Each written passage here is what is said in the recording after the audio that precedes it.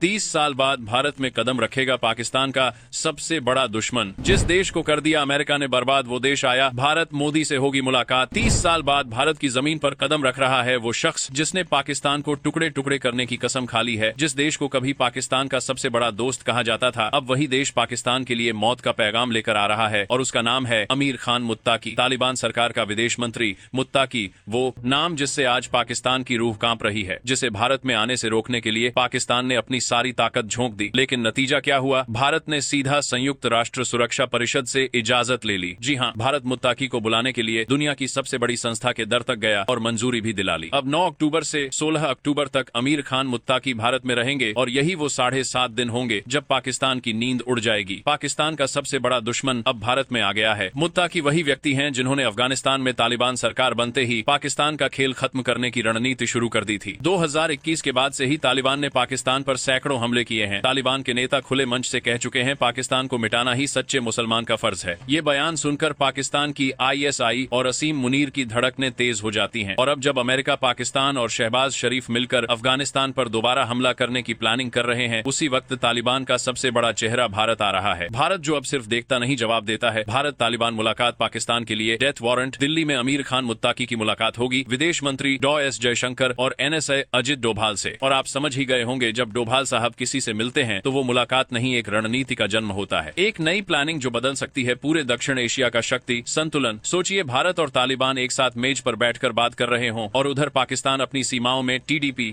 यानी तहरीके तालिबान पाकिस्तान से लड़ रहा हो। तालिबान के अंदरूनी गुट पहले ही पाकिस्तान को गद्दार मुसलमान कहकर लताड़ रहे हैं। बलूचिस्तान और खैबर पख्तूनख्वा जैसे इलाकों में अफगानी प्रभाव बढ़ता जा रहा है और अब अगर तालिबान ने तय कर लिया तो पाकिस्तान का नक्शा बदलने में 10 दिन से ज्यादा राय नहीं लगेंगे। अमेरिका भी टेंशन में है। डोनाल्ड ट्रंप ने कुछ ही दिनों पहले बयान दिया था कि वो फिर से अफगानिस्तान के बगराम एयरबेस पर कब्जा करेंगे, लेकिन तालिबान ने साफ ऐलान कर दिया अगर किसी ने उस बेस की तरफ देखा भी तो अंजाम बुरा होगा।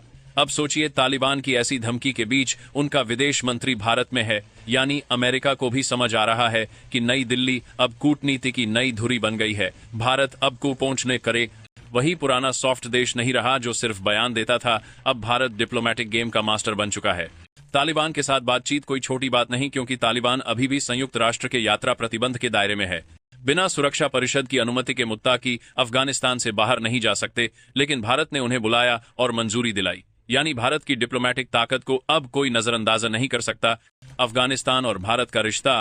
भारत ने अफगानिस्तान में अब तक $3 अरब से ज्यादा निवेश किया है और पाकिस्तान उसने सिर्फ आतंक फैलाया, शरणार्थियों को भगाया और अफगान भूमि का इस्तेमाल आतंक के अड्डे बनाने में किया।